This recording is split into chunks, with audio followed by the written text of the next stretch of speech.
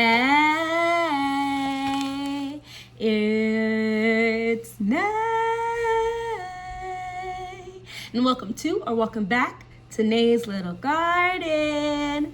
So we are cold here in Jersey. It's cold, very cold. But we have a little package. So I figured we'd do this little seed haul together from MIGardener. Y'all, I know y'all know I was gonna buy some of those new seed packets he released. So his 2026 seeds are out. Okay, it's November. We're actually halfway through November already, which is insane. Yes, my Christmas tree is up. Please. Don't say anything. But we're gonna open up this packet together, and I'm gonna talk about the seeds that I got, which obviously are primarily tomato seeds, and why I got them. There's only one or two, I believe, I'm with like a 90-95% certainty I'm gonna grow next year. The other ones I'm not sure, but I wanted in my collection because he does go out of stock, so I wanted to make sure. Cindy packed my order. Thank you, Cindy. Cindy. I got one of the Seed Saver packets, which is great. So we have 1, 2, 3, 4, 5 tomatoes. So we're gonna save those for last. The one thing I definitely made sure to stock up on again is the Danvers 126 carrots. Now I do believe I have some seeds left over from this past year. However, I have heard that carrot seeds are one of those seeds that just don't store very well. So I got those. I'll plant out those, but I will be also probably planting out these just to ensure I have better germination rates. I did my big one. I know y'all probably tired of me saying this, right, for the past few videos. I did my big one with my carrots this year. I'm not sure. I did 2 or 3 different varieties, and I feel like I'm just having success after success after success after success. All that tells me is that I need to keep growing carrots. I want to get into carrots like I've gotten into my tomatoes and peppers, and I feel like I did this year. And now my next goal is to do beets, and I've been growing beets, but I feel like I'm not consuming them. No, I know for a fact I'm not consuming them at the rate I consume my carrots, tomatoes, and peppers. So beets is next up, but I have plenty of beet seeds across my collection, so I just wanted to make sure to get this. And I think beet seeds store pretty well. So we're gonna save the 2 I'm most excited for, and I'm probably gonna grow, for last. And I know y'all are looking at me like, why are you like this? I don't know, I just am. So let's do this one. I kind of bought this for like posterity reasons. The Lemon King tomato. This is a heart-shaped tomato. Now, I had quite a big success pertaining to my heart-shaped tomatoes this year, so I was like, I should just get this. And it's yellow versus the ones I grew were red and maybe orange, or is it just red? I believe they're yellow and orange. So this is indeterminate majestic beefsteak ox type heart that earns its royal name. It's indeterminate, produces hefty fruits, often tipping the scales at up to a pound each. Their golden yellow flesh is low in acid, remarkably sweet, and perfect for fresh slicing. As they ripen, a striking purple crown appears at the shoulders, which is insane. I'm like, I just have to get this for that reasoning. They don't look like the prettiest tomatoes, and I'm glad MIGardener is more realistic when showing us like the looks of them, so that if mine look like this, I'm not like, what is wrong with mine? But there are 10 seeds in this. I'm telling you the seed counts because you're going to see a difference in the seed count in a minute. But yeah, so that's what I got pertaining to this. I'm not sure if I'm going to grow these for sure this year, because the ones I grew, which is the orange ox heart, and then something else that came out red, and those were so prolific, I feel like I need to re-put them back into my garden, but we'll see how I'm feeling. But yeah, Lemon King tomato. The next one, I could not help myself. You guys are gonna see this and be like, girl, you're a little too obsessed this coming year with tomatoes that look just like this. Let's see if I have them. Oh yeah, here's one. Like, I feel like I recently bought a little too many that look like this. Oh, well, okay, I don't know where the other one is. The Royal Paste tomato. And this says paste, but look at it, it's wrinkled. Kind of like the Gezanti, right? Like they look similar-esque. Vigorous, indeterminate plant yields an abundance of uniquely pleated fruits, weighing 4 to 6 ounces. The matte pink tomatoes are meaty. Now they're saying it's pink.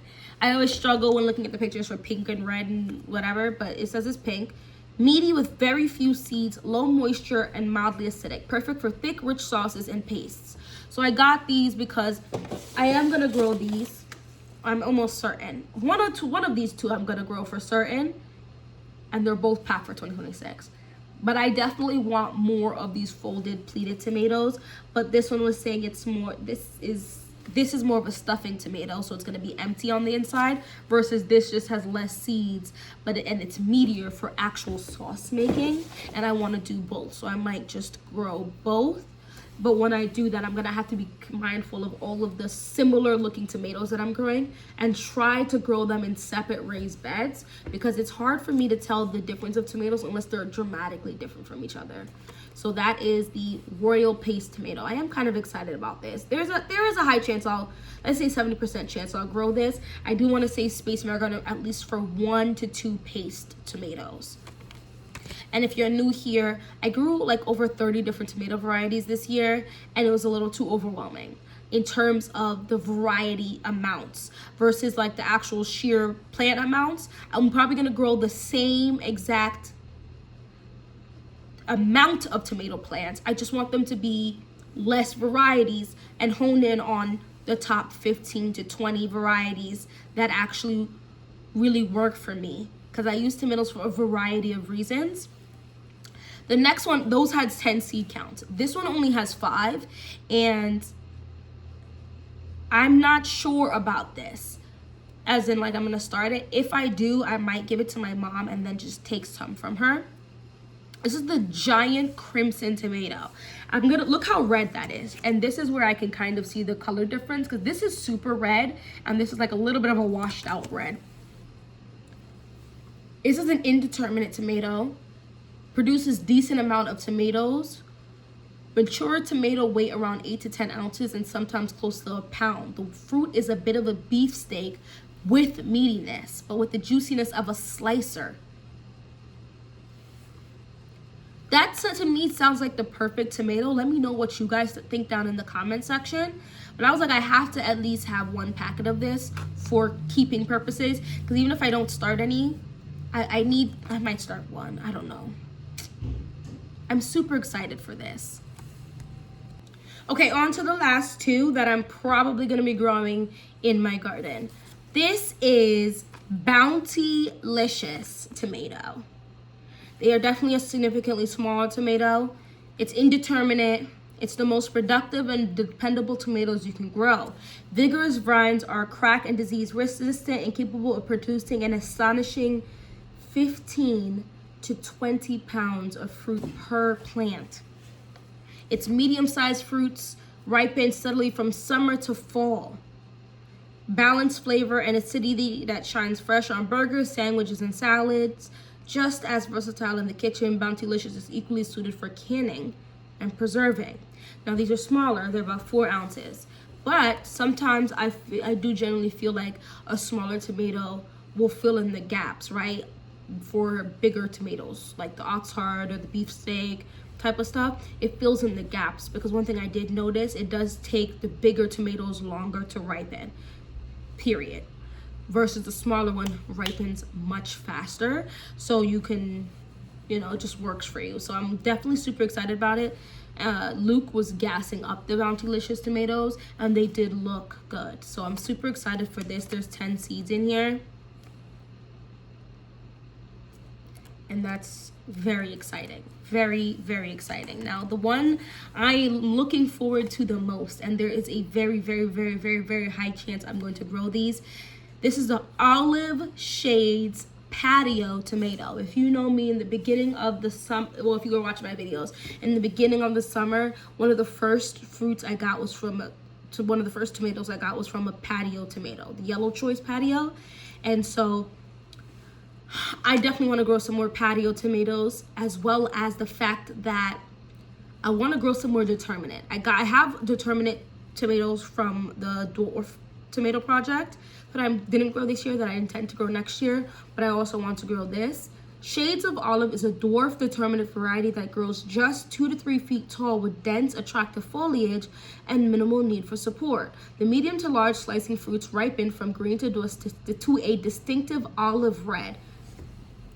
I love color. I think there's something really great about the peppers and tomatoes that come in various shades. I grew red peppers, orange peppers, striped peppers, yellow peppers, green peppers, orange peppers. I grew so many different shades of peppers and sizes that I think it just added this really beautiful look to my garden. And then, of course, the same thing with tomatoes. I grew I grew orange tomatoes, the ones with like a brick almost color tomatoes. I grew like the rainbow looking I grew so many tomatoes, and then the different shapes as well, that I think adding an olive green to red tomato is something cool. And that's it ripe, right? It's a medium to large slicing fruit, ripens from green. Well, yeah, their soft skins and meaty interior holds very few seeds, while the flavor strikes a delightful balance of sweetness with a touch of citrusy acidity. Compact, productive, and flavorful.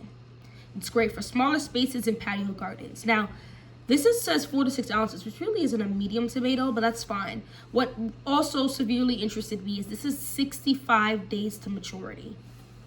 Just so you get a feel for why I'm saying that, this is 80, this is 75 to 80, and this one's 85 to 90, and this is 75. So this is almost 2 weeks faster, the Olive Shades patio tomato, than the other ones. Mind you, remember, the Royal Paste tomato and the Bountylicious tomato are gonna be the same size. So that's something I wanted to keep in mind as well. I wanna fill in the gaps. I wanna consistently be harvesting some type of tomato, some type of pepper, some type of everything, so that I always filling in gaps and I really hope to start canning and doing different types of preserving than just freezing in 2026. So it gives me the opportunity to do smaller batches, because I'm gonna can in my,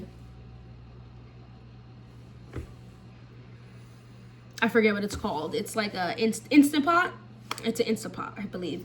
So I want to try that, and I believe these things might help with all that situation. But I'm super, super duper excited for this determinate tomato here. So that's all I've got from this order. It was nothing crazy. Like I said, I have a bunch of seeds. I really don't need to buy any seeds. This is more for trying out new varieties and, you know, keeping my collection nice.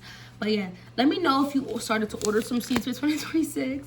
I know, I really don't think I started too early, because I feel like around this time I started as well, because you'll be surprised how quick seeds go. And then shipping times as well is something you need to keep in mind, like how long it takes your seeds to ship out. I believe in the beginning of January I started seeds. I will not be starting seeds to the end of January, beginning of February, but a lot of people are looking at seeds at that point, and it might be nice for you not to have to wait the extra, 2 to 4 weeks for them to even ship out your seeds around that time. And of course, you don't know what the weather is like. The weather is going to hold you back even longer.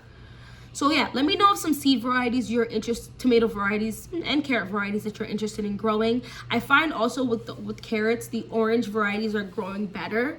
Although I believe I have a dragon carrot that I will try to grow this coming year as well, which is like a purple carrot with an orange core.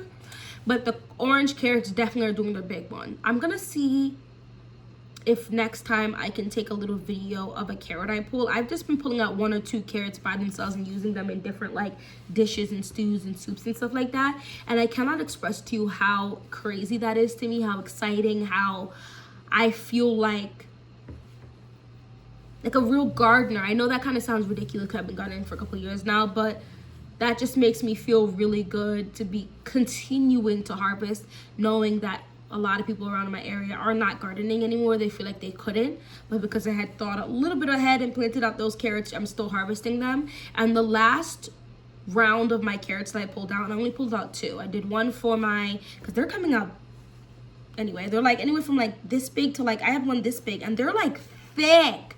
Anyway, I used one for my carrot salad and then one for a pot pie that I did. And those were the sweetest carrots I've ever eaten in my life. Now, I did get the frost. And so I really do think the frost for real does something to carrots, which is super interesting because I really felt like my carrots had a little sweetness to it for sure. In the summertime, some of them had a little bit of like an interesting, not quite soapy vibe, but there was something, or maybe it was earthy. There was something slightly off about one of the rounds of carrots I pulled, which like I said, it's only 1 or 2 carrots. And so the heat, I'm probably not gonna grow carrots in the summer next year. I'm gonna grow them in the spring and then in the fall, which means in the spring I'll be pulling them from spring to early summer and then start them in the summer to pull in the fall for like frost and stuff like that purposes, because I think that's how I get the best tasting carrots. Anyway, thank you so much for watching this whole video or even a portion of this video. Don't forget to hit that like button and subscribe. Join the family, and hopefully I see you in my next one. Bye bye.